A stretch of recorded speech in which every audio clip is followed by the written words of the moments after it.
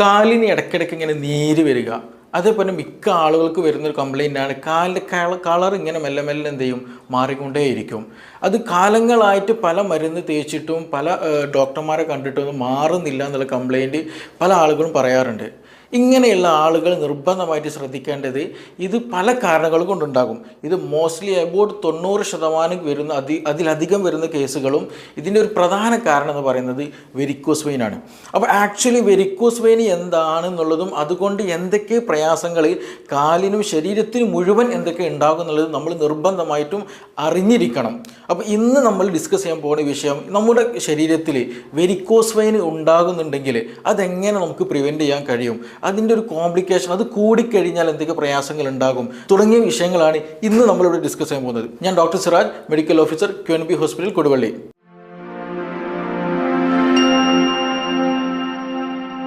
എന്തുകൊണ്ടാണ് ഇങ്ങനെ ഒരു കളറ് വരാൻ കാരണം അല്ലേ? നമ്മൾ ഈ ഒരു തുടക്കത്തിൽ ഞാൻ പറയുകയുണ്ടായി, നമ്മുടെ കാൽപാദം ചില ആളുകൾക്ക് മുട്ട് വരെയൊക്കെ ഒന്നുണ്ടായിരിക്കും ഈ ഒരു നന്നായിട്ട് ഇച്ചിങ് വരിക, ഇടയ്ക്കിടയ്ക്ക് കാലിലൊരു വീക്കം, രാവിലെ എണീക്കുന്ന സമയത്ത് നന്നായിട്ട് വീക്കമുണ്ടായിരിക്കും, പിന്നീട് അത് നടക്കുമ്പോൾ ഒക്കെ എന്ത് കുറയും, പിന്നെ എപ്പോഴെങ്കിലും നമ്മൾ ഇരിക്കുകയാണ് അല്ലെങ്കിൽ കൂടുതൽ സമയം കാല് താഴ്ത്തി വെക്കുകയാണെന്നുണ്ടെങ്കിൽ എന്ത് ചെയ്യും, ആ വീക്കം അങ്ങനെ കൂടി വരും, പിന്നെ അത് പൊന്തി വെച്ച് നോക്കുമ്പോൾ എന്ത് ചെയ്യും, നോർമലാവുകയും ചെയ്യും. ഇങ്ങനെയുള്ളവർ നിർബന്ധമായിട്ട് ശ്രദ്ധിക്കുകയാണെങ്കിൽ ഇതിന് മോസ്റ്റ് ചാൻസ് വരുന്നത് ഈ പറഞ്ഞിട്ടുള്ള വെരിക്കോസ് വെയിൻ ഉണ്ടാകാൻ സാധ്യത വളരെ കൂടുതലാണ്. എസ്പെഷ്യലി അവർക്ക് വെരിക്കോസ് വെയിൻ എന്ത് ചെയ്യും, എക്സ്റ്റേണൽ കാണുകയും ചെയ്യും. ചില ആളുകൾക്ക് വെരിക്കോസ് വെയിൻ ഉണ്ടായിരിക്കും, പക്ഷെ അങ്ങനെ നീരിൻ്റെതായിട്ടുള്ള പ്രശ്നങ്ങൾ ഉണ്ടാവില്ല, പക്ഷെ അവർക്ക് എന്ത് ചെയ്യും, നന്നായിട്ട് ഇച്ചിങ് ഉണ്ടായിരിക്കും, നന്നായിട്ട് ചൊറി വരും ഇടയ്ക്കിടയ്ക്ക് ഇങ്ങനെ കാലിങ്ങനെ തൂക്കിയിട്ട് കഴിഞ്ഞാൽ, പിന്നെ അതേപോലെ തന്നെ കൂടുതൽ നടന്നു കഴിഞ്ഞാലൊക്കെ ചില ആളുകൾക്ക് എന്ത് ചെയ്യും, ഇച്ചിങ് വരാറുണ്ട്. അതേപോലെ തന്നെ ഞാൻ തുടക്കത്തിൽ പറഞ്ഞ പോലെ ഈ ഒരു സ്കിന്നിൻ്റെ ഒരു കളർ ചേഞ്ചസ് കൂടി കാണാൻ കഴിയും. ഇനി വേറൊരു കൂട്ടരുണ്ട്, അവരിൽ പ്രധാനമായിട്ടുണ്ടാകുന്ന വെച്ചിട്ടുണ്ടെങ്കിൽ അവർക്ക് നീർക്കെട്ടുണ്ടായിരിക്കില്ല, അല്ലെങ്കിൽ എക്സ്റ്റേണലായിട്ട് ഈ പറഞ്ഞിട്ടുള്ള ബുദ്ധിമുട്ടുകളൊന്നും ഉണ്ടാവില്ല, പക്ഷേ കളർ ചേഞ്ച് നന്നായിട്ട് കാണാൻ കഴിയും. ഇതെല്ലാം ഉണ്ടാകുന്നതിനൊരു പ്രധാന കാരണം എന്ന് പറയുന്നാൽ നമ്മുടെ സർക്കുലേഷന് ചെറിയൊരു ഇമ്പയർമെൻറ്റ് വരുന്നതാണ്. പ്രോപ്പർ സർക്കുലേഷൻ നടക്കാതിരിക്കുമ്പോഴാണ് ഈ ഒരു സ്കിൻ കളർ ചേഞ്ച് നന്നായിട്ട് വരുന്നത്, അവിടെ വീക്കം വരുന്നത്, അങ്ങനെയുള്ള പല ബുദ്ധിമുട്ടുകളുണ്ടാകുന്നത്, ഇച്ചിങ് പോലെയുള്ള സംഗതികൾക്ക് വരുന്നത്. അപ്പോൾ ഇത് എന്തുകൊണ്ടാണ് ഇങ്ങനെ ഒരു കളർ ചേഞ്ച് വരാൻ കാരണം, വെരിക്കോസ് വെയിൻ മാത്രമാണോ ഈ കളർ ചേഞ്ചിന് പിന്നിലുള്ളതെന്നൊക്കെ നമുക്ക് ഇവിടെ നിന്ന് പരിശോധിച്ച് നോക്കാം. അപ്പോൾ ആക്ച്വലി എന്താണ് വെരിക്കോസ് വെയിൻ അല്ലേ? നമ്മളൊക്കെ കണ്ടിട്ടുണ്ടായിരിക്കും, പല ആളുകൾക്കും ഉണ്ടാകുന്നൊരു സംഭവമാണ് ഈ ഒരു വെരിക്കോസ് വെയിൻ. അതൊന്നൊരു കോമൺ ആയിട്ടുള്ള സംഗതിയായിട്ട് മാറുന്നത്. എന്തുകൊണ്ടാണ് ഈ കോമൺ ആയിട്ട് മാറാൻ കാരണം എന്ന് ചോദിച്ചിട്ടുണ്ടെങ്കിൽ നമ്മുടെ ലൈഫ് സ്റ്റൈൽ തന്നെയാണ്, നമ്മുടെ ജീവിതശൈലി തന്നെയാണ് ആക്ച്വലി ഒരു വെരിക്കോസ് വെയിൻ ഉണ്ടാകാനുള്ള ഒരു പ്രധാന കാരണം എന്നുള്ളത്. കാരണം നമ്മൾ രാവിലെ എഴുന്നേറ്റ് രാത്രി കിടക്കുന്ന സമയം വരെ 24 hour നമ്മൾ 24 മണിക്കൂർ സമയം എടുത്ത് നോക്കിയിട്ടുണ്ടെങ്കിൽ നമ്മുടെ കാൽമുട്ടി ശരിയായ രീതിയിൽ മടങ്ങുകയോ ശരിയായ രീതിയിൽ രക്തചക്രമണം നടക്കുന്നില്ല. ഇപ്പോൾ നമ്മൾ ഓഫീസിൽ വർക്ക് ചെയ്യുന്നവരുണ്ടാവും, പിന്നെ അതുപോലെ കമ്പ്യൂട്ടറിൽ കൂടുതൽ വർക്ക് ചെയ്യുന്നവരൊക്കെ ഉണ്ടായിരിക്കും. അപ്പോൾ അവർ ഇരുന്ന് വർക്ക് ചെയ്യുമ്പോൾ എപ്പോഴും നമ്മുടെ ലെഗ്, നമ്മുടെ കാൽഭാഗം എപ്പോഴും 90 ഡിഗ്രിയിലാണ് ഉയർന്നു നിൽക്കുന്നത്. അപ്പോൾ ഈ ഒരു മസിൽ അല്ലെങ്കിൽ അവിടുത്തെ ഒരു രക്തം, ആ ഭാഗത്തുള്ള രക്തം ഉണ്ടല്ലോ, ആ രക്തം മുകളിലേക്ക് കൊണ്ടുപോകാൻ നന്നായിട്ട് പ്രയാസം ഉണ്ടായിരിക്കും. അപ്പോൾ ഒരേ സമയം ലോങ് സ്റ്റാൻഡിങ് ആയിട്ട് നിൽക്കുന്ന ഏതൊക്കെ കേസുകളുണ്ടോ, ഈ ലോങ് സ്റ്റാൻഡിങ് എന്ന് പറയുമ്പോൾ നിന്ന് ജോലി ചെയ്യാമെന്ന് മാത്രമല്ല, ഈവൻ നമ്മൾ ഇരുന്ന് ജോലി ചെയ്യുന്ന കേസുകളുണ്ടല്ലോ, അതായത് കസേരയിൽ ഇരിക്കുന്ന സമയത്തും നമ്മുടെ കാൽമുട്ടിൻ്റെ താഴ്ഭാഗം എങ്ങനെയാണ് നിൽക്കുന്ന, അതേ സ്റ്റാൻഡ് അല്ലെങ്കിൽ സ്റ്റാൻഡിംഗ് പൊസിഷനിൽ അതേ ഉള്ള ഒരു സ്ട്രൈറ്റ് ആയിട്ടാണ് നിൽക്കുന്നത്. അപ്പോൾ അതുകൊണ്ട് തന്നെ ഇരിക്കുന്ന സമയത്ത്, അതായത് കസേരയിൽ ഇരിക്കുന്ന സമയത്തും അല്ലാതെ നിൽക്കുന്ന സമയത്തൊക്കെ എന്താണ് ഈ ലെഗിൻ്റെ പൊസിഷൻ ഇങ്ങനെ ഒരു 90 ഡിഗ്രിയിലാണുള്ളത്. അപ്പോൾ സ്വാഭാവികമായിട്ടും അവിടെയുള്ള മസിലുകൾ ഒരേ പൊസിഷനിൽ നിൽക്കുന്നുണ്ടാകും, അവിടുത്തെ ബ്ലഡ് ഒന്ന് ശരിക്കും കംപ്ലീറ്റ് ആയിട്ട് എന്ത് ചെയ്യില്ല, മുകളിലോട്ട് പോകാൻ കഴിയില്ല, സാധിക്കില്ല. അപ്പോൾ അങ്ങനെ വരുമ്പോൾ സർക്കുലേഷൻ ഇമ്പയർമെൻറ്റ് വരും. അപ്പോൾ നമ്മളൊക്കെ മനസ്സിലാക്കാനുണ്ട്, ഈ ഒരു വാൽവ് ഉണ്ട്, ഈ ഒരു വെയിൻസ്, അതായത് രക്തം കൊണ്ടുപോകുന്ന രക്തക്കുഴൽ ചെറിയ വാൽവുകളുണ്ട്. ഈ വാൽവാണ് നമ്മുടെ കാലിൻ്റെ അല്ലെങ്കിൽ കാൽഭാഗത്തുള്ള രക്തം മുകളിലോട്ട് കൊണ്ടുപോകാൻ ഹെൽപ്പ് ചെയ്യുന്നത്. അപ്പോൾ നമ്മൾ നേരത്തെ പറഞ്ഞതുപോലെ കൂടുതൽ സമയം നിൽക്കുകയാണ്, എസ്പെഷ്യലി സെക്യൂരിറ്റിയിലുള്ളവർ, അതേപോലെ പോലീസിലുള്ളവർ, അതേപോലെ മറ്റു നിന്ന് വർക്ക് ചെയ്യുന്ന ആളുകൾ ആരൊക്കെയുണ്ടോ അവരൊക്കെ അനുഭവിക്കുന്നൊരു സംഗതിയാണിത്. അപ്പോൾ ഇങ്ങനെ കൂടുതൽ നേരം നിൽക്കുമ്പോൾ സ്വാഭാവികമായിട്ടും എന്തുണ്ടാകും, ഈ പറഞ്ഞ വാൽവുകൾക്ക് മുകളിലോട്ട് ബ്ലഡ് കൊണ്ടുപോകാൻ കഴിയില്ല, താഴോട്ട് ഗ്രാവിറ്റി ഗ്രാവിറ്റേഷണൽ ഫോഴ്സ് ഉണ്ടായിരിക്കും, പിന്നെ അങ്ങനെയുള്ള പലതും ഉണ്ടായിരിക്കും. പക്ഷെ അപ്പോൾ അതിനൊക്കെ ഓവർകം ചെയ്തിട്ട് എന്ത് ചെയ്യണം, ഈ പറഞ്ഞ നമ്മുടെ വെയിൻസിന് അല്ലെങ്കിൽ വെസൽസിന് ബ്ലഡ് മുകളിലോട്ട് കൊണ്ടുപോകണം. അപ്പോൾ ശരിയായ രീതിയിൽ ഇത് കണ്ടിന്യൂ ആയിട്ട് നമ്മൾ നിൽക്കുകയാണെന്നുണ്ടെങ്കിൽ പറയാലോ ഫുൾ ടൈം നിർത്തായിരിക്കും, അല്ലെങ്കിൽ 3-4-5 മണിക്കൂർ കണ്ടിന്യൂ ആയിട്ട് നിൽക്കുന്ന ആളായിരിക്കും. എസ്പെഷ്യലി ഹോട്ടൽ ജീവനക്കാരുണ്ട്, അവർ കൂടുതൽ സമയം ഒരു 90-95% അവർ വർക്ക് ടൈമിൽ എന്താണ് ഫുൾ ടൈം നിർത്താണ്. അപ്പോൾ അങ്ങനെയൊക്കെ വരുന്ന സമയത്ത് ഇത് ഏറ്റവും കൂടുതൽ ബാധിക്കൽ നമ്മുടെ കാഫ് മസിൽസിൽ, അവിടെയുള്ള സർക്കുലേഷൻ, അവിടെയുള്ള വെസലാണ്. അപ്പോൾ ചുരുക്കി പറഞ്ഞാൽ ഈ ബ്ലഡ് എന്ത് ചെയ്യില്ല, കാലിന് ചുവടെയുള്ള ബ്ലഡ് മുകളിലോട്ട് പോവില്ല. അങ്ങനെ വരുമ്പോൾ സ്വാഭാവികമായിട്ടും അതിൻ്റെ വാൽവ് വീക്കായിട്ട് വരും. അങ്ങനെ ഒരു വീക്ക്നെസ് വന്നു കഴിഞ്ഞാൽ അവിടെ എന്ത് ചെയ്യും, അവിടെ ഇങ്ങനെ മെല്ലെ മെല്ലെ അതിൻ്റെ സൈഡിലായിട്ട് ബ്ലഡ് ഇങ്ങനെ ലോഡ് ചെയ്ത് വന്നിട്ട് മെല്ലെ മെല്ലെ എന്ത് ചെയ്യും, അതിൻ്റെ ഇലാസ്റ്റിസിറ്റി കൂടും. ഈ ഒരു ബ്ലഡ് വെസൽ ഒരുപാട് ഇലാസ്റ്റിസിറ്റി ഇല്ലാതെ, കാരണം ബ്ലഡ് പമ്പ് ചെയ്യുമ്പോൾ അതിങ്ങനെ വികസിച്ചിട്ട് വരും. അപ്പോൾ കൂടുതൽ സമയം ബ്ലഡ് അവിടെ ഇങ്ങനെ അക്യുമുലേറ്റ് ചെയ്യുമ്പോൾ എന്ത് ചെയ്യും, ബ്ലഡ് ഇങ്ങനെ അല്ലെങ്കിൽ രക്തക്കുഴൽ ഇങ്ങനെ വളഞ്ഞ് സിഗ്സാഗ് ആയിട്ട് അങ്ങോട്ട് കെട്ടിപ്പിണഞ്ഞിട്ട് ഇങ്ങനെ കിടക്കുക നമുക്ക് കാണാൻ കഴിയും. അതാണ് ആക്ച്വലി ഈ പറഞ്ഞിട്ടുള്ള വെരിക്കോസ് വെയിൻ എന്ന് പറഞ്ഞത്. ഇനി ചില ആളുകൾക്കുണ്ട്, അവരുടെ ശരിയായ രീതിയിൽ കെട്ടിപ്പിഴഞ്ഞതൊന്നും കാണില്ല, പക്ഷേ എന്തുണ്ടായിരിക്കും, ഒരു ബ്ലൂയിഷ് കളറായിട്ട് അല്ലെങ്കിൽ ഒരു എന്താ പറയുക റെഡിഷ് നാച്ചുറൽ കളറൊക്കെ ആയിട്ട് എന്ത് ചെയ്യും, രക്തക്കുഴൽ ഇങ്ങനെ തടിച്ചതായിട്ട് കാണാൻ കഴിയും. കൂടുതലായിട്ട് കെട്ടിപ്പിണരോ വീർത്ത് നിൽക്കുക അങ്ങനെ ഒന്നും ഉണ്ടായിരിക്കില്ല, പക്ഷേ ഇങ്ങനെയുള്ള ഒരു സ്ട്രക്ചർ കാണാൻ കഴിയും. കൂടുതലും കാണുക ഒരു 40 വയസ്സ് കഴിഞ്ഞ ആളുകൾക്ക്, എസ്പെഷ്യലി സ്ത്രീകൾക്ക് കോമൺ ആണ് ഈ ഒരു വിഷയം. അത് എവിടെ കാണുമെന്ന് ചോദിച്ചിട്ടുണ്ടെങ്കിൽ നമ്മുടെ മുട്ടിൻ്റെ ബാക്ക് സൈഡിലായിട്ട് ഇങ്ങനെ ഒരു സ്ട്രക്ചർ കാണാൻ കഴിയും. അവർക്ക് നന്നായിട്ട് കാൽമുട്ട് വേദന ഉണ്ടായിരിക്കും, നടക്കാൻ പ്രയാസം ഉണ്ടായിരിക്കും, എസ്പെഷ്യലി ഈ ഒരു തൈ മസിൽ അല്ലെങ്കിൽ മുട്ടിൻ്റെ ഒരു ഭാഗത്തുള്ള മസിൽസിന് നന്നായിട്ട് നീർക്കെട്ടുണ്ടാക്കും. ഇങ്ങനെ ഒരു സ്ട്രക്ചർ ഉള്ള ആളുകൾ അല്ലെങ്കിൽ വെരിക്കോസ് വെയിൻ്റെ തുടക്കമാണ് ആക്ച്വലി അത്.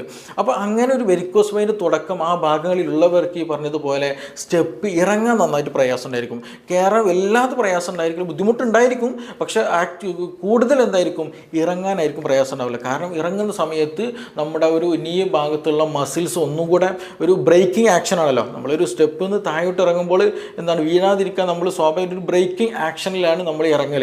അപ്പോൾ ആ ഒരു ബ്രേക്കിംഗ് ആക്ഷൻ അവിടെ വരുമ്പോൾ സ്വാഭാവികമായിട്ടും അവിടെയുള്ള ടെൻഡൺ, ഈ ലിഗമെൻറ്റ്സ്, മസിലൊക്കെ ഒന്ന് വലിയും, ഒരു സ്ട്രെങ്തൻ ഉണ്ടായിരിക്കും. അപ്പോൾ അങ്ങനെ വരുമ്പോൾ അവിടെ മസിൽസിനും അവിടെയൊക്കെ സർക്കുലേഷൻ ഒന്നുകൂടെ ഒന്ന് പ്രോപ്പറായി നോക്കും. അങ്ങനെയുള്ള പിന്നെ അവിടെ നീർക്കെട്ടുകൾക്ക് ഒന്ന് ഇളകാൻ നോക്കും. അവിടെ ചെറിയൊരു ഇൻഫ്ലമേഷനൊക്കെ ഉണ്ടായിരുന്നത് അതൊക്കെ ഒന്ന് എന്ത് ചെയ്യും, ഒരു ആക്റ്റീവ്നെസ് അവിടെ ഉണ്ടായിരിക്കും. അപ്പോൾ അത് കാരണമായിട്ട് എന്ത് ചെയ്യും, നന്നായിട്ട് അവിടെ പെയിൻഫുൾ ആയിരിക്കും അവർക്ക് ഉണ്ടാകും. അപ്പോൾ അതുകൊണ്ട് തന്നെ ഇവർ പിന്നെയും എന്ത് ചെയ്യും, നടക്കാൻ ബുദ്ധിമുട്ടുണ്ടാവുന്നുണ്ട്, പിന്നെ തീരെ നടക്കില്ല. അപ്പോൾ ഈ പ്രശ്നമാർ സർക്കുലേഷൻ നന്നായിട്ട് കുറയും. പിന്നെ അതേപോലെ സെഡൻറ്ററി ലൈഫ് സ്റ്റൈലിലൂടെ അല്ലെങ്കിൽ തീരെ നടക്കാതെ ഓസ്റ്റിയോ ആർത്രൈറ്റിസ് ഉണ്ടാകുന്ന കേസുകളുണ്ട്.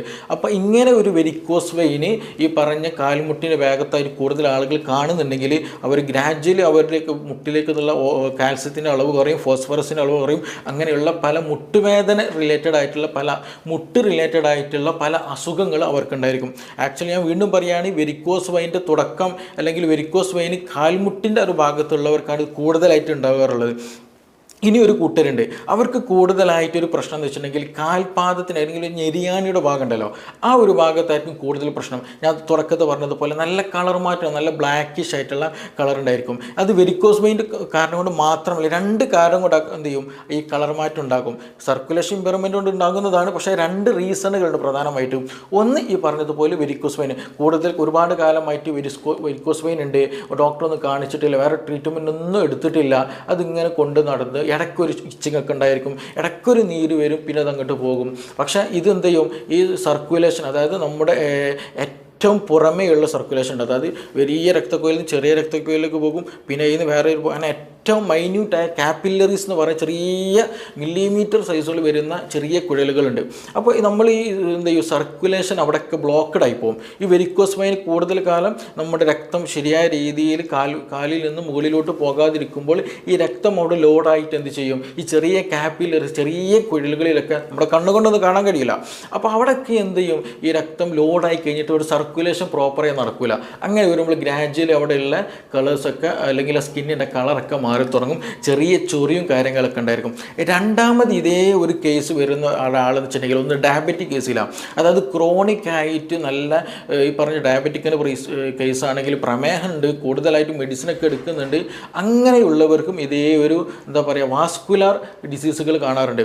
അവരിൽ എന്ത് ചെയ്യും, ഈ ക്രോണിക് ആയിട്ട് കൂടുതൽ കാലം ഈ ഷുഗർ ഉണ്ട് അല്ലെങ്കിൽ കൊളസ്ട്രോൾ ഒക്കെ കൂടിക്കഴിഞ്ഞാൽ ഞാൻ നേരത്തെ പറഞ്ഞ അതേപോലെ തന്നെ എന്ത് ചെയ്യും, ഈ ചെറിയ രക്തക്കുഴലുകളുണ്ട് കാലിൻ്റെ ആ ഒരു ഭാഗത്തുള്ള അതിലൊക്കെ എന്ത് ചെയ്യും, ഇത് വന്ന് അടഞ്ഞിട്ട് ശരിയായ രീതിയിൽ ഒരു ബ്ലഡ് ഫ്ലോ കിട്ടില്ല. അപ്പോഴും ഈ ഒരു ഡിസ്കളറേഷൻ നന്നായിട്ടുണ്ടാകും, ഇച്ചിങ് ഒക്കെ നന്നായിട്ട് വരും. അപ്പോൾ അവർക്കാണിത് കൂടുതലായിട്ട് ഇങ്ങനെയുള്ള ഉണ്ടാവും. അപ്പോൾ രണ്ട് കാരണങ്ങളുണ്ട്. ഒന്ന് വെരിക്കോസ് വെയിൻ കൊണ്ട് വരും, രണ്ടാമത് ഈ പറഞ്ഞതുപോലെ ഡയബറ്റിക് പേഷ്യൻസിൽ വരും. അപ്പോൾ ചില ആളുകളും മിക്ക ആളുകളും ഇതിൽ പ്രധാനപ്പെട്ട ഒരു പോയിന്റ് എന്ന് വെച്ചിട്ടുണ്ടെങ്കിൽ മിക്ക ആളുകളും ഇതൊരു എന്താ പറയുക ഒരു മൈന്യൂട്ടായിട്ട് അല്ലെങ്കിൽ ഒരു നെഗ്ലക്റ്റ് ചെയ്തെന്ന ഒരു കേസായിട്ട് പലപ്പോഴും കാണാറുണ്ട്. പക്ഷെ അവർ നിർബന്ധമായിട്ട് ശ്രദ്ധിക്കണം. കാരണം ഇതൊരു അടയാളമാണ് ആക്ച്വലി. കാരണം ഈ സർക്കുലേഷനിൽ ചെറിയ ബ്ലോക്കുകളൊക്കെ വരുന്നുണ്ട് കേട്ടോ എന്ന് ശരീരം കാണിക്കുന്ന ഒരു അടയാളമായിട്ട് തന്നെ നമ്മൾ എടുക്കണം. ഇല്ല എങ്കിൽ ഗ്രാജ്വലി എന്ത് ചെയ്യും, നമുക്ക് എന്തെങ്കിലും മുറിവ് വന്നു കഴിഞ്ഞാൽ ആ മുറിവ് ഉണങ്ങാൻ വളരെയധികം പ്രയാസം ഉണ്ടായിരിക്കും. ഈ വെരിക്കോസ് അൾസർ ആക്ച്വലി അങ്ങനെ ഉണ്ടാകുന്നത്. അപ്പോൾ എന്ത് ചെയ്യും, നമ്മുടെ ചെറിയ രക്തക്കുഴൽ അടഞ്ഞതുപോലെ വലിയ രക്തക്കുഴൽ അടയാൻ തുടങ്ങും. ശരിയായ സർക്കുലേഷൻ ഉണ്ടായിരിക്കില്ല, നന്നായിട്ട് കാലൊക്കെ കറുത്ത് നീര് വെച്ചിട്ട് വീർത്ത് വരും. അങ്ങനെ എന്ത് ചെയ്യും, അതിൻ്റെ കൂടെ ഷുഗറും കൂടെ ഉണ്ടെന്നുണ്ടെങ്കിൽ ഇത് പെട്ടെന്ന് ഇൻഫ്ലമേഷൻസ് അല്ലെങ്കിൽ ഇൻഫെക്ഷൻസ് ഒക്കെ വരും. കാരണം നമ്മൾ കാല് എപ്പോഴും ഒരു എന്താ പറയുക ഒരു ഹൈജീനിക് ആയിരിക്കണം എന്നുണ്ടായിരിക്കില്ല. എന്തെങ്കിലും തട്ടുകയോ ചെറിയ മുറിവൊക്കെ സംഭവിക്കുമ്പോൾ തന്നെ എന്ത് ചെയ്യും, അവിടെ ബ്ലീഡിങ് വരും.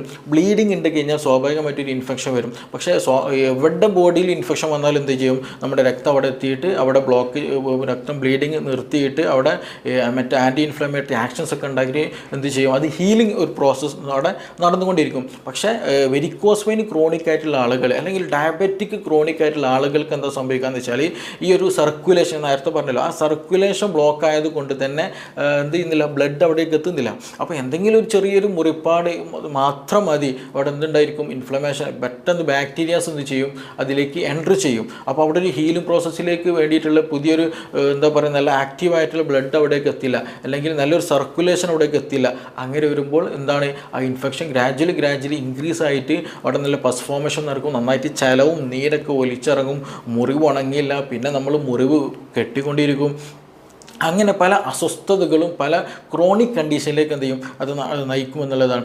അവിടെയാണ് ആക്ച്വലി നമ്മൾ പലപ്പോഴും ഈ ഡയബറ്റിക് ഫുഡ് അൾസർ എന്നുള്ളൊരു കണ്ടീഷനൊക്കെ ക്രോണിക്കാണ് വരുന്നത്. കാരണം അവർക്ക് ഹീലിംഗ് പ്രോസസ്സ് വളരെ കുറവായിരിക്കും, സർക്കുലേഷൻ വളരെ കുറഞ്ഞത് കൊണ്ടാണ് അങ്ങനെ നടക്കാനുള്ളൊരു പ്രധാന കാരണം. അപ്പോൾ വെരിക്കോസ് വെയിൻ വന്നാലും അല്ലെങ്കിൽ ഈ പറഞ്ഞതുപോലെ ബുദ്ധിമുട്ടുകളൊക്കെ വന്നാൽ നമ്മൾ നിർബന്ധമായിട്ട് ശ്രദ്ധിക്കേണ്ടത് ഇതിനൊരിക്കലും നെഗ്ലക്റ്റ് ചെയ്യരുത്, ഇതിനെ മാറ്റി വെക്കരുത്. കാരണം എൻ്റെ കാലിന് ചെറിയൊരു ഇതൊക്കെ ഉണ്ട് അല്ലെങ്കിൽ കളർ ചേഞ്ച് ഒക്കെ ഉണ്ട് എന്നുള്ള രീതിയിൽ പൂർണ്ണമായിട്ട് എന്ത് ചെയ്യരുത്, മാറ്റി വെക്കരുത്. അതിന് പ്രതിവിധിക്ക് വേണ്ടിയിട്ട് എന്തൊക്കെ നമുക്ക് ചെയ്യാൻ കഴിയുമോ അതൊക്കെ നമ്മൾ ചെയ്യണം. അത് വളരെ ഇമ്പോർട്ടൻ്റ്. ഇല്ലെങ്കിൽ നമ്മൾ സുപ്രഭാതത്തിലായിരിക്കും പെട്ടെന്ന് ഇങ്ങനെ മുറിവെന്തോ ഉണങ്ങുന്നില്ല, അല്ലെങ്കിൽ ഒരു സെൻസേഷനൊക്കെ ഒരു തരിപ്പ് പോലെ തോന്നുക, അല്ലെങ്കിൽ എന്തോ ഒരു ബുദ്ധിമുട്ട് തോന്നുക. അങ്ങനെ ഡോക്ടറെ പോയി കാണിക്കും, മറ്റു ഡോപ്ലർ ടെസ്റ്റുകളും മറ്റു ടെസ്റ്റുകളൊക്കെ ചെയ്ത് നോക്കും. അപ്പോൾ നോക്കുമ്പോൾ പല ബ്ലോക്കുകൾ ഉണ്ടായിരിക്കും. ചിലപ്പോൾ ത്രോംബോസിസ് എന്നൊരു സംഗതി ഉണ്ട്, അതായത് രക്തക്കുഴലുകളിൽ ചെറിയ രൂപത്തിലുള്ള എന്ത് ചെയ്യും രക്തം കട്ട പിടിച്ച് കട്ടായിട്ട് എന്ത് ചെയ്യും ഇങ്ങനെ ബ്ലോക്കഡ് ആയിട്ടുണ്ടായിരിക്കും. ഡീപ്പ് വെയിൻ ത്രോംബോസിസ് എന്നൊരു DVT എന്ന് പറയും. അപ്പോൾ അതൊന്നും നമുക്ക് കണ്ണുകൊണ്ട് ഒരിക്കലും കാണാനോ ഇല്ലെങ്കിൽ മനസ്സിലാക്കാനോ സാധിക്കില്ല. പക്ഷേ അങ്ങനെയുള്ള കണ്ടീഷൻ ഈ DVT പോലെയുള്ള കണ്ടീഷനുകളിലൊക്കെ ഉണ്ടാകുന്നത്, അല്ലെങ്കിൽ വെരിക്കോസ് വെയിൻ പോലെയുള്ള കണ്ടീഷനിലൊക്കെ ഉണ്ടാകുന്ന ഒരു പ്രധാന സിംറ്റംസ് പറഞ്ഞതാണ് ഈ പറഞ്ഞ ചൊറി, ഇടയ്ക്കിടയ്ക്ക് ഇച്ചിങ് വരിക, കാൽപാദത്തിലൊക്കെ നീർക്കെട്ട് ഉണ്ടാവുക, സ്കിന്നിലൊക്കെ കളർ ചേഞ്ചസ് ഇങ്ങനെ വന്നുകൊണ്ടിരിക്കുക, പിന്നെ ഇടയ്ക്ക് കാൽവേദന പോലെയുള്ള പ്രയാസങ്ങളൊക്കെ ഉണ്ടാകുക എന്നുള്ളത്. അപ്പോൾ ഇത് എന്താണ് കണ്ടീഷൻ എന്നുള്ളത് നിർബന്ധമായിട്ട് നോക്കണം. എസ്പെഷ്യലി DVT ഞാൻ പറഞ്ഞല്ലോ, രക്തക്കുഴലുകളിൽ ചെറിയ രീതിയിലുള്ള എന്താ പറയുക ഈ രക്തം കട്ട പിടിച്ച് നിൽക്കുന്ന കണ്ടീഷനാണ്. അപ്പോൾ അങ്ങനെയുള്ള കേസുകൾ നമ്മൾ വീട്ടിൽ നിന്ന് തന്നെ അറിയാണ്ട് ഒഴിഞ്ഞു പോയി കഴിഞ്ഞാൽ, അതായത് DVTയുടെ കേസിൽ നമ്മൾ എന്ത് ചെയ്യണം, ഒഴിഞ്ഞാൽ എന്ത് ചെയ്യും, ആ ഒരു രക്തം കട്ട പിടിച്ച ഭാഗത്ത് എന്ത് ചെയ്യും അവിടെ നിന്ന് ഡിറ്റാച്ച്ഡ് ആയി പോകും.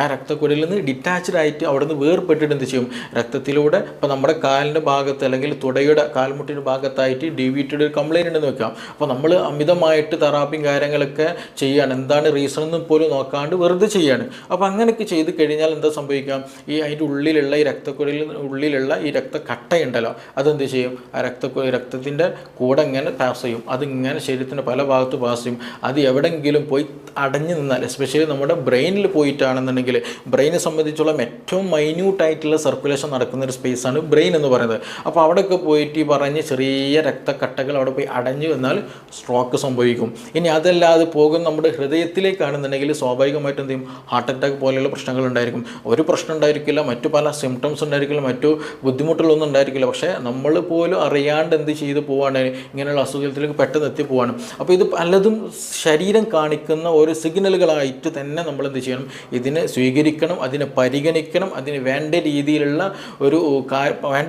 കാര്യങ്ങളൊക്കെ നമ്മൾ ചെയ്യണം. അപ്പോൾ ഞാൻ ചുരുക്കി പറഞ്ഞാൽ ഈ വെരിക്കോസ് വെയിൻ കൊണ്ടും അതേപോലെ ഡയബറ്റീസും കാരണം കൊണ്ടൊക്കെ ഇത് സംഭവിക്കും. DVT പോലെയുള്ളതും മറ്റു പല പ്രശ്നങ്ങൾ കൊണ്ടൊക്കെ ഇത് സംഭവിക്കും. ഇതിൻ്റെയൊക്കെ ഒരു പ്രധാന കാരണം ഈ പറഞ്ഞതുപോലെ സർക്കുലേഷന് പ്രശ്നം ഉണ്ടാക്കുക എന്നുള്ളതാണ്. അപ്പോൾ നമ്മളിതിന് ട്രീറ്റ്മെൻറ്റ് അല്ലെങ്കിൽ ഇതെങ്ങനെ ഇല്ലാണ്ടാക്കാൻ നോക്കി ചോദിച്ചിട്ടുണ്ടെങ്കിൽ ഈ സർക്കുലേഷൻ കൂട്ടുക എന്നുള്ളതാണ് പ്രധാനമായിട്ടൊന്ന് ചെയ്യാനുള്ളത്. മനസ്സിലായോ? സർക്കുലേഷൻ നന്നായിട്ട് കൂട്ടണം. അതിന് വേണ്ടിയിട്ട് എന്ത് ചെയ്യുക, നമ്മൾ നന്നായിട്ട് എക്സസൈസ് ചെയ്യാൻ ശ്രദ്ധിക്കുക. എസ്പെഷ്യലി വാക്കിംഗ് വളരെ ഇമ്പോർട്ടൻ്റ് ആണ്. നമ്മൾ നടത്തം നന്നായിട്ട് കൂട്ടണം. പിന്നെ നടക്കുന്നതിനിടയിൽ തന്നെ അല്ലെങ്കിൽ അല്ലാത്ത സമയത്ത് ഇരിക്കുന്ന സമയത്തൊക്കെ എന്താ വെച്ചിട്ടുണ്ടെങ്കിൽ കാൽമുട്ട് പരമാവധി മടക്കിയിരിക്കുക. നമ്മൾ ചമ്രം പടഞ്ഞിരിക്കാന്ന് പണ്ട് കാലങ്ങളിൽ പറയാറുണ്ടല്ലോ. അപ്പോൾ എന്നതുപോലെ തന്നെ എന്ത് ചെയ്യണം, നല്ല രീതിയിൽ കാൽമുട്ട് കംപ്ലീറ്റ് മടക്കിയിരിക്കുന്ന ഒരു കുറച്ച് സമയം നമ്മുടെ ഈ ഓരോ ദിവസവും നമുക്ക് ഉണ്ടായിരിക്കണം. അത് നിർബന്ധമാണ്. എങ്കിൽ മാത്രമേ കാൽമുട്ട് നന്നായിട്ട് മടങ്ങുള്ളൂ, സർക്കുലേഷൻ നന്നായിട്ട് നടക്കുള്ളൂ, അവിടെ മസ്കുലാറും ടെൻഡനും ലിഗമെൻറ്റിൻ്റെ ഒക്കെ ആക്ഷനൊക്കെ കംപ്ലീറ്റ് ആവുകയുള്ളൂ. ഇല്ലാന്നുണ്ടെങ്കിൽ പറഞ്ഞ പോലെയുള്ള പല പ്രശ്നങ്ങൾ, പെയിൻഫുൾ ആയിട്ടുള്ള കണ്ടീഷനുകളൊക്കെ നമ്മൾ തേടി വരും. അപ്പോൾ അത് നിർബന്ധമായിട്ട് ശ്രദ്ധിക്കുക. പിന്നെ അതേപോലെ തന്നെ നമ്മൾ എക്സസൈസ്, കാഫ് മസിലിന് സപ്പോർട്ടീവായിട്ടുള്ള എക്സസൈസ് ചെയ്യുക. ഞാൻ നേരത്തെ പറഞ്ഞാൽ ഇത് നമ്മുടെ കാലിൻ്റെ ഒരു ഭാഗത്തുള്ള സർക്കുലേഷൻ അല്ലെങ്കിൽ ബ്ലഡ് മുകളിലോട്ട് പോകുന്നില്ല എന്നുള്ളതാണ് പ്രധാനമായിട്ടുള്ള കംപ്ലയിൻറ്റ് അല്ലെങ്കിൽ അതിൻ്റെ ഒരു പ്രധാന റീസൺ എന്ന് പറയുന്നത്. അപ്പോൾ നമ്മൾ കൂടുതലായിട്ട് എക്സസൈസ് ചെയ്യുമ്പോൾ അല്ലെങ്കിൽ കാഫ് മസിലിന് കൂടുതൽ എക്സസൈസ് ചെയ്യുമ്പോൾ എന്ത് ചെയ്യും, അവിടെയുള്ള രക്തം സ്ക്യൂസ് ചെയ്യും. അതിങ്ങനെ അമർത്തിയിട്ട് മുകളിലോട്ട് പാസ് ഔട്ട് ചെയ്യാൻ അത് ഹെൽപ്പ് ചെയ്തുകൊണ്ടേയിരിക്കും. അപ്പോൾ നമ്മൾ എക്സസൈസ് ചെയ്യുമ്പോൾ എന്ത് ചെയ്യുക, കാഫ് മസിലിനൊക്കെ നന്നായിട്ട് എക്സസൈസ് ചെയ്യാൻ ശ്രദ്ധിക്കുക. എസ്പെഷ്യലി നമ്മൾ കൂടുതൽ സമയം നിൽക്കുന്ന സെക്യൂരിറ്റിക്കാർ, ചായക്കടയിൽ നിൽക്കുന്നവർ, പിന്നെ ബസ് കണ്ടക്ടർമാർ, അങ്ങനെയുള്ള നിന്നിട്ട് ഏറ്റവും കൂടുതൽ ജോലി ചെയ്യുന്നവരാണ് പ്രധാനമായിട്ടും ഈ കാര്യങ്ങളൊക്കെ ശ്രദ്ധിക്കേണ്ടത്. അതേപോലെ തന്നെ നമ്മുടെ വീട്ടിലെ സ്ത്രീകൾ, അമ്മമാരൊക്കെ പ്രധാനമായിട്ട് ശ്രദ്ധിക്കേണ്ടത് കണ്ടിന്യൂയായിട്ട് ഒരിക്കലും എന്ത് ചെയ്യരുത്, നിന്ന് ജോലി ചെയ്യരുത്. അങ്ങനെ കണ്ടിന്യൂയായിട്ട് നിന്ന് ജോലി ചെയ്യുമ്പോഴാണ് ഈ ഒരു പ്രശ്നം വരുന്നത് കൊണ്ട് തന്നെ കണ്ടിന്യൂയായിട്ട് നിൽക്കേ ചെയ്യരുത്. ഇടയ്ക്ക് എന്ത് ചെയ്യണം, ഇപ്പോൾ നമ്മൾ രാവിലെ എഴുന്നേറ്റ് കഴിഞ്ഞിട്ടുണ്ടെങ്കിൽ പാത്രം കഴുകണം. ഫോർ എക്സാമ്പിൾ, പാത്രം കഴുകുകയാണെന്നുണ്ടെങ്കിൽ പക്ഷേ നിങ്ങൾ നിന്നിട്ടായിരിക്കാം. അത് കഴിഞ്ഞതിന് ശേഷം നിങ്ങൾ പച്ചക്കറി അരിയാണ് അല്ലെങ്കിൽ ഭക്ഷണം തയ്യാറാക്കുകയാണെന്നുണ്ടെങ്കിൽ നിങ്ങൾ നിലത്ത് ഇരുന്നിട്ട് തന്നെ എന്ത് ചെയ്യണം, അടുത്ത പണി ചെയ്യണം. മനസ്സിലായോ? അപ്പോൾ കണ്ടിന്യൂ ആയിട്ട് ഒരിക്കലും നിൽക്കുന്ന ഒരു ടൈം ഉണ്ടാകരുത്. അങ്ങനെ നിന്ന് കഴിഞ്ഞാൽ ഈ പറഞ്ഞതുപോലെ നമ്മുടെ മസിലും ലിഗമെൻറ്റും ഈ പറഞ്ഞ സ്ട്രക്ചേഴ്സിനൊക്കെ പല ബുദ്ധിമുട്ടുകൾ, പല പ്രശ്നങ്ങളുണ്ടായിരിക്കും. എൻ്റെ അടുത്ത് വന്നൊരു പേഷ്യൻ്റ് വന്നിട്ടുണ്ടായിരുന്നു. അവർ പുറത്ത് ചായക്കടയാണ്. അപ്പോൾ രാവിലെ ചായ അടിക്കാൻ കഴിഞ്ഞാൽ രാവിലെ മീൻസ് ഏകദേശം ഒരു 3 മണി 4 മണിക്ക് എന്ത് ചെയ്യും, വർക്ക് തുടങ്ങുന്നുണ്ട്. അപ്പോൾ പിന്നെ ഫ്രീ ടൈം കിട്ടുന്നത് ഏകദേശം ഒരു 10, 11, 12 മണിയോട് അടുപ്പിച്ചിട്ടാണ് ഈ പറഞ്ഞവർക്ക് ഫ്രീ ടൈം കിട്ടുന്നത്. പിന്നെ അവർ അടുത്ത ഷിഫ്റ്റ് വരുന്ന വെച്ചാണ് ഒരു വൈകുന്നേരം 3 മണിയാകുമ്പോഴത്തേന് പിന്നെ എന്ത് ചെയ്യണം, അടുത്ത ഷിഫ്റ്റിൽ കയറണം. അപ്പോൾ ഇത്രയും പിന്നെ ഒരു ഏകദേശം രാത്രി ഒരു 2 മണിയുടെ നിയറസ്റ്റായിട്ട് എന്ത് ചെയ്യുന്നുണ്ട്, ആ ഒരു വർക്ക് പിന്നെയും വരുന്നുണ്ട്. അപ്പോൾ ഇത്രയും സമയം കണ്ടിന്യൂ നിന്നിട്ട് അവരുടെ മെയിൻ കംപ്ലയിൻറ്റ് എന്തായിരുന്നു, ഈ പറഞ്ഞ പോലെയുള്ള എന്താ ചെയ്യുക, സ്കിന്നിൻ്റെ കളർ നന്നായിട്ട് മാറിയിട്ടുണ്ട്. ഇടയ്ക്ക് നീരിൻ്റെ അത്ര പ്രശ്നമില്ല, ഇടയ്ക്ക് എന്ത് ചെയ്യുക, നീര് വരുന്നുണ്ട്, അത് പോകുന്നുണ്ട്. പിന്നെ ഈ പറഞ്ഞതുപോലെ നന്നായിട്ട് സിഗ്സാഗായിട്ട് തന്നെ നന്നായി തടിച്ച് വീർത്തിട്ട് തന്നെ നമുക്ക് വെരിക്കോസ് വെയിൻ കാണാൻ കഴിയുന്നത്. അപ്പോൾ അവർക്ക് സ്വാഭാവികമായിട്ട് എന്ത് ചെയ്യും, അതിനുള്ള പ്രോപ്പർ ട്രീറ്റ്മെൻറ്റ് തന്നെ കൊടുത്തപ്പോൾ അത് നല്ല രീതിയിൽ മാറുകയും ചെയ്തു. അതിന് പ്രോപ്പർ ട്രീറ്റ്മെൻറ്റ് നമുക്ക് ചെയ്യാൻ കഴിയുക എന്ന് വെച്ചിട്ടുണ്ടെങ്കിൽ, ഒന്ന് ഈ പറഞ്ഞ പോലെയുള്ള എന്ത് ചെയ്യണം, അതിൻ്റെ വാസ്കുലാരിറ്റി കുറച്ച് അല്ലെങ്കിൽ അത് എന്ത് ചെയ്യണം, ആ വീക്കം ഒന്ന് കുറക്കാൻ, ഈ പറഞ്ഞ പോലെ സിഗ്സാഗായിട്ട് തടിച്ച് നിൽക്കുന്നുണ്ടല്ലോ വെസലുകൾ അല്ലെങ്കിൽ രക്തക്കുഴലുകൾ, അതിൻ്റെ വീക്കം കുറക്കാനുള്ള മരുന്നുകളുണ്ട്. അതേപോലെ തന്നെ സർക്കുലേഷൻ, ആ എക്സ്റ്റേണൽ സർക്കുലേഷൻ നന്നായിട്ട് കൂട്ടാൻ വേണ്ടിയിട്ടുള്ള ചില മെഡിസിൻസ് അപ്ലിക്കേഷൻ അപ്ലൈ ചെയ്താൽ തന്നെ എന്ത് ചെയ്യും, ഗ്രാജ്വലി എന്ത് ചെയ്യും, അതിന് പതിയെ മാറ്റങ്ങൾ നമുക്ക് കാണാൻ കഴിയും. ചിലർക്ക് നല്ല പെയിനൊക്കെ ഉണ്ടെങ്കിൽ അതൊക്കെ പെട്ടെന്ന് തന്നെ മാറുകയും ചെയ്യും. ഈ ഇതിന് പറ്റിയ ഷോക്സുകൾ അവൈലബിൾ ആണ്. ആ ഷോക്സുകളൊക്കെ ഇട്ട് കഴിഞ്ഞാൽ നല്ല കംപ്രഷൻ വരുമ്പോൾ ഇത് പെട്ടെന്ന് മാറുകയും ചെയ്യും. പിന്നെ അതേപോലത്തെ സ്ത്രീകൾക്ക്, യങ് ആയിട്ടുള്ള സ്ത്രീകൾ ശ്രദ്ധിക്കേണ്ട, ഒരു വസ്ത്രം ധരിക്കുന്ന സമയത്ത് നന്നായിട്ട് ടൈറ്റ് ഉള്ള അല്ലെങ്കിൽ നന്നായി സ്കിന്നൊക്കെ നന്നായിട്ട് ടൈറ്റായി നിൽക്കുന്ന ഡ്രസ്സുകൾ പരമാവധി ഒഴിവാക്കണം. അങ്ങനെ ടൈറ്റ് ഡ്രസ്സുകൾ ധരിച്ചു കഴിഞ്ഞാൽ നേരത്തെ പറഞ്ഞതുപോലെ സർക്കുലേഷൻ പ്രയാസമായിരിക്കും, ഈ പോലെയുള്ള ബുദ്ധിമുട്ടുണ്ടായിരിക്കും. അതേപോലെ തന്നെയാണ് ഹൈ ഹീലുള്ള ചെരുപ്പുകൾ ഇട്ടാൽ, കൂടുതൽ ഹീലുള്ള ചെരുപ്പുകൾ കൂടുതൽ സമയം ഇടുന്ന ഒരു ശീലം നിങ്ങൾക്കുണ്ടെങ്കിൽ നിർബന്ധമായിട്ടും അത് നിർത്തണം. അത് നിങ്ങളുടെ ബാക്ക് പെയിൻ ഉണ്ടാക്കുന്ന കണ്ടീഷൻ, മറ്റു പല ബുദ്ധിമുട്ടുകളുണ്ടാക്കും, ഡിസ്ക് സംബന്ധമായിട്ടുള്ള പ്രയാസങ്ങളുണ്ടാക്കും. എന്നതുപോലെ തന്നെയാണ് കാഫ് മസിൽസിനത് കംപ്ലയിൻ്റ് ഉണ്ടാക്കുക. എന്താക്കുന്നത് വെരിക്കോസ് വെയിൻ പെട്ടെന്ന് വരാൻ അത് എളുപ്പമാക്കി തരും. അപ്പോൾ അതുകൊണ്ട് അങ്ങനെയുള്ള ലൈഫ് സ്റ്റൈലുകൾ ചുറ്റുപാടുകളൊക്കെ മാറിയിട്ട് നമുക്ക് എപ്പോഴും പ്രോപ്പറായിട്ടുള്ള ഒരു ഹെൽത്ത് നമ്മൾ കൊണ്ടുവരാൻ ശ്രദ്ധിക്കണം. പിന്നെ ഇതിന് കൂടെ തന്നെ നമ്മൾ ട്രീറ്റ്മെൻറ്റിൽ ശ്രദ്ധിക്കേണ്ട, അല്ലെങ്കിൽ നമ്മുടെ കൂടുതലായിട്ട് നീര് വരുന്നുണ്ടെങ്കിൽ, കൂടുതലായിട്ട് ഇച്ചിങ് ഉണ്ടെന്നുണ്ടെങ്കിൽ, ഈ സ്കിൻ ഡിസീസ് കളർ കൂടുതലായിട്ട് വരുന്നുണ്ടെങ്കിലൊക്കെ അവർ പ്രധാനമായിട്ട് ശ്രദ്ധിക്കേണ്ടത് ശോധന അല്ലെങ്കിൽ വയറ്റുന്ന ശരിയായ രീതിയിൽ അല്ലെങ്കിൽ ശരിയായ രീതിയിൽ ടോയ്ലറ്റിൽ പോകുന്നുണ്ടോ എന്നുള്ളത് നിർബന്ധമായിട്ട് ഉറപ്പുവരുത്തണം. ചില ആളുകൾക്ക് അങ്ങനെ ഉണ്ടാകാറുണ്ട്. ഈ ടോയ്ലറ്റിൽ പോക്ക് കുറഞ്ഞു വരുമ്പോൾ സ്വാഭാവികമായിട്ട് കാലിൽ നീര് വരും, ഈ പറഞ്ഞ പല ബുദ്ധിമുട്ടുകൾ കാലിൽ കൂടുന്നതായിട്ട് കാണാൻ കഴിയും. അതേസമയം ടോയ്ലറ്റിൽ പോക്ക് നന്നായിട്ട് ശോധന നമുക്ക് കൊടുത്തു കഴിഞ്ഞാൽ, അതിന് പ്രോപ്പർ മെഡിസിൻ നൽകി കഴിഞ്ഞാൽ, അതിനൊരു പ്രോപ്പർ ട്രീറ്റ്മെൻറ്റ് എടുത്തു കഴിഞ്ഞാൽ ശോധനയ്ക്ക് കിട്ടുന്ന സമയത്ത് സ്വാഭാവികമായിട്ടും ഈ പറഞ്ഞ ഈ ഒരു നീർക്കെട്ടും ചൊറിച്ചിലൊക്കെ നല്ല പോസിറ്റീവായിട്ട് മാറ്റം കാണാൻ കഴിയും. അപ്പോൾ അങ്ങനെ നിങ്ങൾക്ക് ഈ പറഞ്ഞ പോലെ ശോധനയ്ക്ക് എന്തെങ്കിലും പ്രയാസം ഉണ്ടെന്നുണ്ടെങ്കിൽ നിർബന്ധമായിട്ടും ശോധന അത് ക്ലിയർ ചെയ്യാൻ ശ്രദ്ധിക്കണം. ഇല്ല എങ്കിൽ കാലിൻ്റെ ഈ ഒരു അസ്വസ്ഥതകൾ വളരെയധികം കൂടുതലായിരിക്കും. അപ്പോൾ നമ്മളിത് ശ്രദ്ധിക്കേണ്ടത്, നമ്മളിന്ന് ഡിസ്കസ് ചെയ്തൊരു വിഷയം എന്താണെന്ന് വെച്ചിട്ടുണ്ടെങ്കിൽ, ഈ വെരിക്കോസ് വെയിൻ കാണിക്കുന്ന സിമ്പിൾ പല ആളുകളും ഇതൊരു നെഗ്ലക്റ്റ് ആയിട്ട് കാണിക്കാറുള്ളത്. ഒരു എക്സ്ട്രീം കണ്ടീഷനിൽ നല്ല പെയിൻഫുൾ കണ്ടീഷന് പോകുമ്പോൾ മാത്രം ഒരു കൺസൾട്ടേഷൻ അല്ലെങ്കിൽ ട്രീറ്റ്മെൻറ്റ് എന്നുള്ള രീതിയിലേക്ക് പോകാറുണ്ട്. പക്ഷേ അതൊരിക്കലും ചെയ്യരുത്. അതിന് മുമ്പായിട്ട് ശരീരം കാണിക്കുന്ന ഒരു സിഗ്നലായിട്ട് എടുത്തിട്ട് തന്നെ അതിന് പ്രോപ്പറായിട്ടുള്ള എക്സസൈസ്, പ്രോപ്പറായിട്ടുള്ള ഡയറ്റ്, അതിന് ട്രീറ്റ്മെൻറ്റ് കാര്യങ്ങൾ അത് ഫോളോ ചെയ്തിട്ട് തന്നെ നമ്മൾ മുന്നോട്ട് കൊണ്ടുപോകണം. ഇല്ല എങ്കിൽ നമ്മുടെ കാലിൻ്റെ ആരോഗ്യം മാത്രമല്ല നമ്മുടെ ശരീരത്തിൻ്റെ ആരോഗ്യത്തെ തന്നെ എന്ത് ചെയ്യും, അത് ബാധിക്കും. അത് നിർബന്ധമായിട്ട് ശ്രദ്ധിക്കുക. പിന്നെ ഭക്ഷണത്തിലൊക്കെ കൂടുതലായിട്ട് പ്രോട്ടീൻ ഡയറ്റായിട്ടുള്ള ഭക്ഷണങ്ങളൊക്കെ, അതായത് കൂടുതൽ ബീഫും ഇറച്ചി മീനുകളൊക്കെ ഒന്ന് കുറയ്ക്കുക. അതേപോലെ തന്നെ കൂടുതൽ ഷുഗറി ആയിട്ടുള്ള കണ്ടന്റുകൾ ഒഴിവാക്കാൻ ശ്രദ്ധിക്കണം. ആവശ്യത്തിന് മാത്രം അത് കഴിക്കാൻ കേട്ടുള്ളൂ. അതേസമയം നമ്മുടെ ഭക്ഷണത്തിൽ എന്ത് ചെയ്യുക, വെജിറ്റബിൾസുകളും ഫ്രൂട്ട്സുകൾ, കൂടുതൽ മധുരമില്ലാത്ത വെജിറ്റബിൾസ് ഫ്രൂട്ട്സുകളൊക്കെ, ഈ അത്തിപ്പഴം ഉണ്ടല്ലോ, ഈ അത്തിപ്പഴം ഒരു 3-5 രാത്രി എന്ത് ചെയ്യുക, നമ്മൾ കിടക്കുന്ന നേരത്ത് കഴുകിയിട്ട് വെള്ളത്തിലിട്ട് രാവിലെ എന്ത് ചെയ്യണം, അതെടുത്ത് വെറും വയറ്റിൽ തന്നെ കഴിച്ചത് ശീലമാക്കുന്നതൊക്കെ വളരെ നല്ലതാണ്. ദഹനത്തിന് നല്ലതാണ്. നീർക്കെട്ട് പോകാൻ, ഈ ചൊറിക്കും മറ്റും എന്താ പറയുക, ഇടയ്ക്കിടയ്ക്ക് വീക്കം വരുന്നതിനൊക്കെ നിൽക്കുന്നതിന് ഏറ്റവും ബെനിഫിഷ്യൽ ആയിട്ടുള്ളൊരു മെഡിസിനും കൂടെയാണ്. അപ്പോൾ അത് കുറേ ഇടയ്ക്കിടയ്ക്ക് അല്ലെങ്കിൽ കണ്ടിന്യൂ ആയിട്ട് കുറച്ച് കാലം എടുക്കുന്നത് വളരെ നല്ലൊരു കാര്യം കൂടെയാണ്. അപ്പോൾ ഈ കാര്യങ്ങൾ നിർബന്ധമായിട്ട് ശ്രദ്ധിക്കണം. ഇതൊരിക്കലും തള്ളിക്കളയരുത്. ഇതൊക്കെ ഈ ഒരു കളർ ചേഞ്ച് എന്ന തുടക്കത്തിൽ പറഞ്ഞൊരു കളർ ചേഞ്ചും, പിന്നെ അതേപോലെ ഞരമ്പ് തടിക്കുന്നത്, ഇടയ്ക്കിടയ്ക്ക് നീര് വരുന്നത്, ഇതൊക്കെ എന്താണ്, ഒരു സൈനുകളാണ്, ഓരോ അടയാളങ്ങളാണ്. അപ്പോൾ ആ അടയാളങ്ങൾ നമ്മൾ പരിഗണിച്ചുകൊണ്ട് തന്നെ നമ്മുടെ ശരീരത്തിൽ നമ്മൾ എന്ത് ചെയ്യണം, ട്രീറ്റ് ചെയ്യണം. അതിനുള്ള പരിഹാരം കാണണം. പിന്നെ നമ്മൾ കിടക്കുന്ന സമയത്ത്, അതേപോലെ ഇരിക്കുന്ന സമയത്തൊക്കെ കാല് എന്ത് ചെയ്യുക, തൂക്കി ഇടാതെ, ഞാൻ നേരത്തെ പറഞ്ഞു, നമ്മൾ ഇരിക്കുക എന്ന് പറയുമ്പോൾ, കസേരയിൽ ഇരിക്കുക എന്ന് പറയുമ്പോൾ പോലും എന്താണ്, നമ്മുടെ കാല്, അതായത് മുട്ടിന് താഴെയുള്ളൊരു ഭാഗം എങ്ങനെയാണ്, 90 ഡിഗ്രിയിൽ, അതായത് നിൽക്കുന്ന ഒരു സ്റ്റേജ് എങ്ങനെയാണോ അതേപോലെ തന്നെയാണ് ആക്ച്വലി നമ്മൾ ഇരിക്കുന്ന സമയത്തും കാലിൻ്റെ ഒരു ഭാഗം എന്നുള്ളത്, ആ ഒരു താഴ്ഭാഗം എന്ന് പറയുന്നത്. അപ്പോൾ അതുകൊണ്ട് തന്നെ നമ്മൾ ഇരിക്കുന്ന സമയത്ത് സോഫയിലോ ചെയറിലോ ബെഞ്ചിലൊക്കെ ഇരിക്കുന്ന സമയത്ത് കാല് മടക്കി വെച്ചിട്ട് ഇരിക്കാൻ ശ്രദ്ധിക്കുക. വീട്ടിലൊക്കെ ഒരു പായ വാങ്ങിയിട്ട് തന്നെ എന്ത് ചെയ്യണം, ആക്ച്വലി നമ്മൾ നിലത്തിരുന്നിട്ട് തന്നെ ഇരിക്കാൻ ശ്രദ്ധിക്കണം. ടോയ്ലറ്റിലൊക്കെ പോകുന്ന സമയത്ത് പരമാവധി എന്ത് ചെയ്യുക വെച്ചിട്ടുണ്ടെങ്കിൽ ഈ പറഞ്ഞ യൂറോപ്യൻ ടോയ്ലറ്റൊക്കെ ഒഴിവാക്കിയിട്ട് നമ്മുടെ സാധാ ഇന്ത്യൻ ടോയ്ലറ്റ് തന്നെ ഉപയോഗിച്ച് കാല് മടക്കി എന്ത് ചെയ്യുക, കാഫ് മസിലൊക്കെ നന്നായിട്ട് ആക്റ്റീവായിട്ട്, മുട്ടൊക്കെ എന്ത് ചെയ്യുക നന്നായിട്ട് ഇളകിയിട്ട് തന്നെ എന്ത് ചെയ്യണം, ഇരിക്കാൻ ശ്രദ്ധിക്കുക. അപ്പോൾ സർക്കുലേഷൻ കാര്യങ്ങളൊക്കെ ഉണ്ടാകുമ്പോൾ ഈ ഒരു വെരിക്കോസിൻ്റെ പ്രശ്നമോ കാര്യങ്ങളൊന്നും ഉണ്ടാവില്ല. അപ്പോൾ ആ കാര്യങ്ങളൊക്കെ എന്ത് ചെയ്യണം, അങ്ങനെ ഒരു നല്ലൊരു ലൈഫ് സ്റ്റൈൽ നമ്മൾ മെയിൻറ്റെയിൻ ചെയ്തെടുക്കാൻ പരമാവധി ശ്രദ്ധിക്കണം. അത് നിർബന്ധമായിട്ട് തന്നെ നിങ്ങൾ ജീവിതത്തിൽ പുലർത്തുകയും വേണം.